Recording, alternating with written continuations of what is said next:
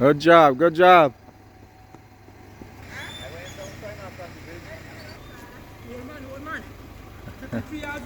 Good job, good job. I just stumbled across this race this morning. The young lady said this run might be based on diabetes.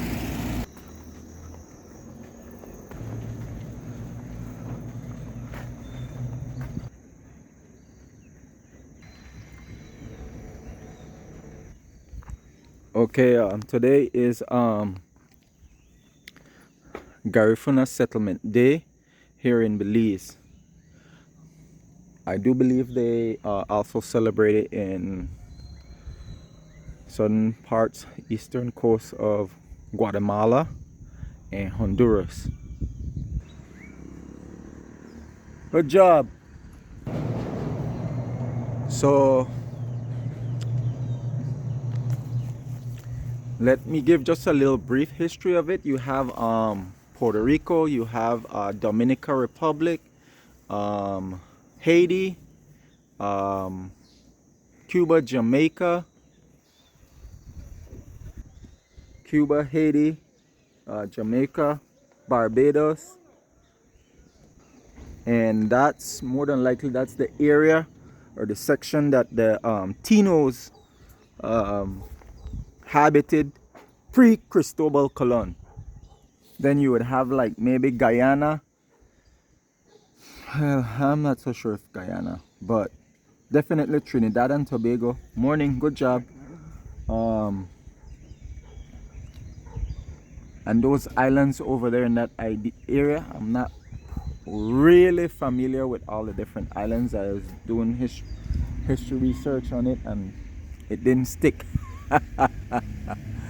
Possibly Montserrat, and things like that, the islands. So those islands are is to give you an idea that there's a tribe living over there that was known back then as the Arawaks. Good job, good job. The Arawaks. And the Arawaks are in the history books or the things saying they're Afro-Caribbean. Let's just put it this way, they're blacks. The Tinos are brown skinned, they're dark. Good job. So once the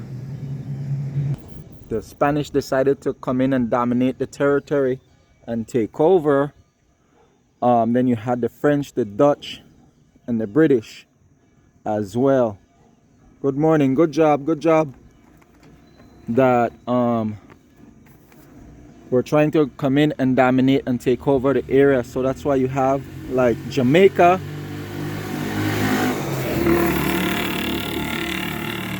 Belize, morning, good job. The Grenadines, I think Guyana, Suriname, these are all British colonies.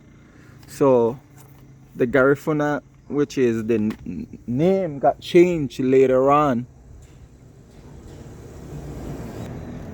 from Arawaks to Garifuna or Caribs.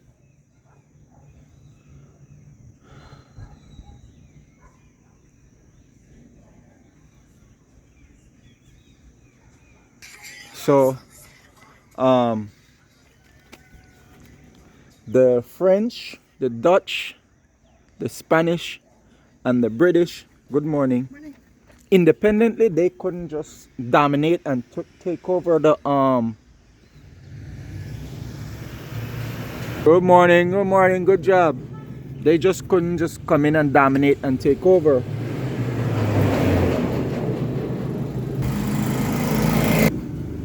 Good job, good job. They just couldn't come in and dominate and take over the region. So eventually the French, the British, the Dutch, the Spanish, and the Portuguese signed a treaty.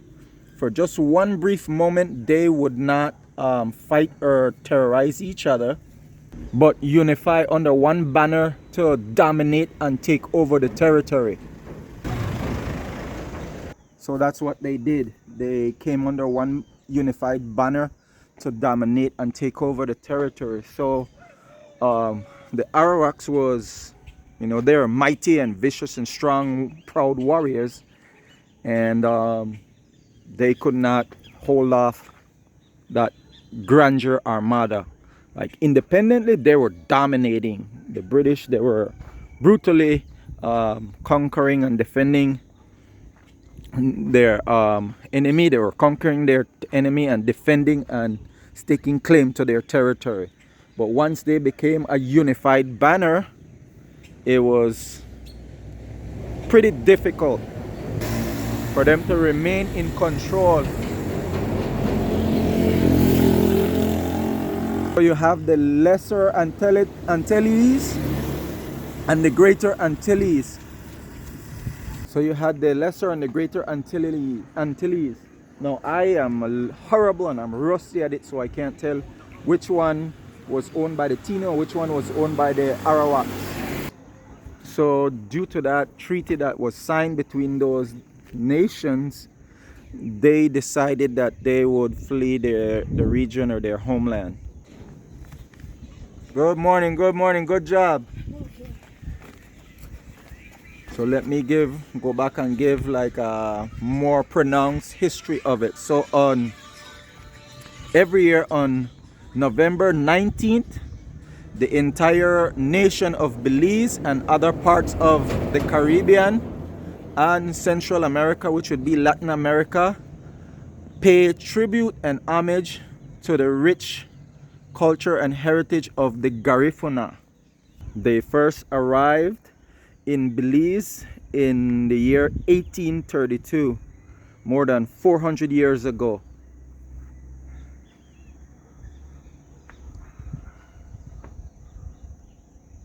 Like I was stating, they fled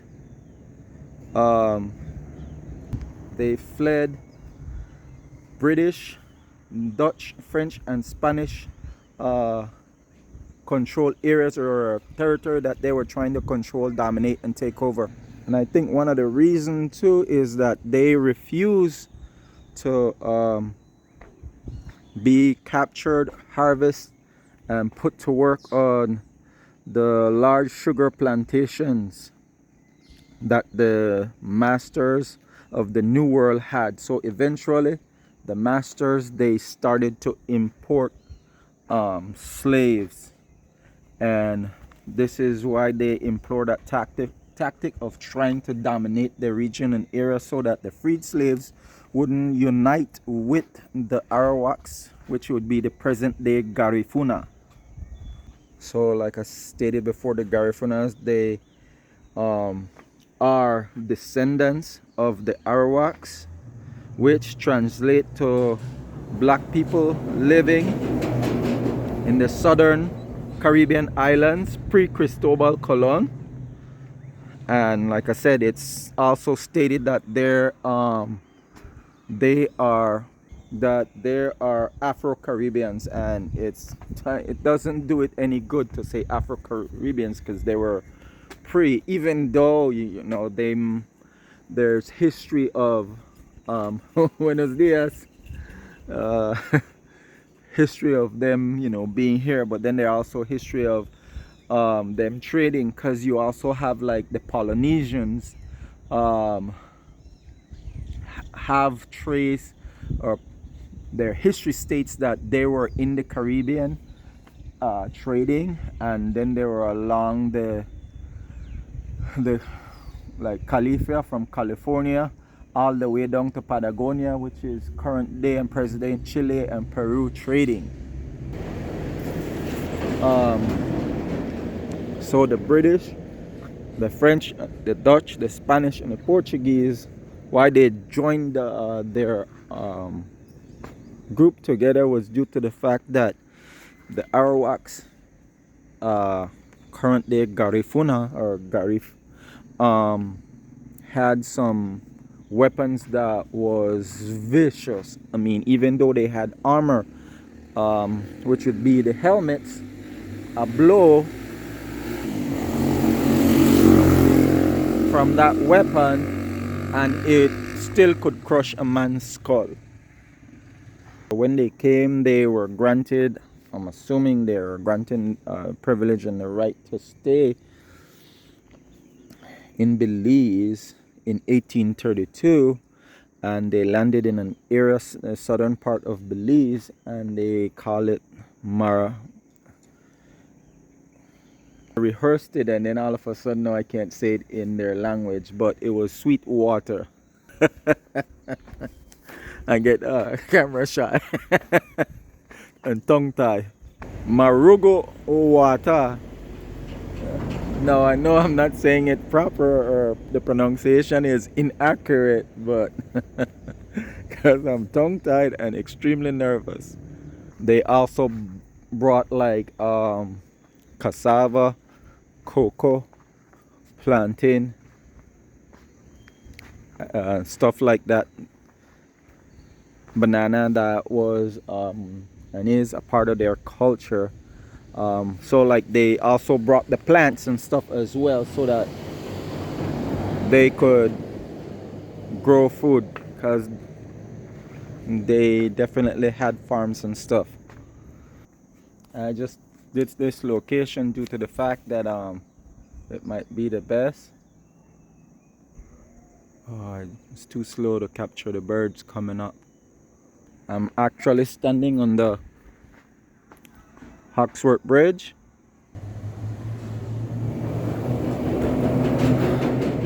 Above the Makal River Valley Belt.